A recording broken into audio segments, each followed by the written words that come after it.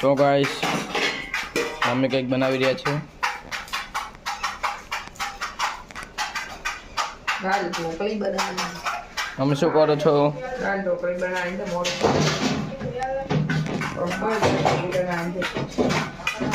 દાળ ઢોકળી બનાવવાની છે આજે ગાઈસ.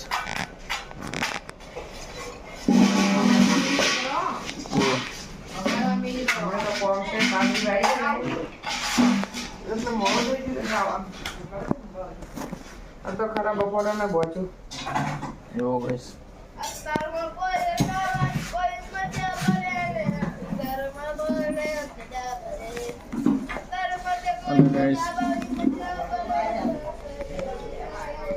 આજે પોતે લાગી છું.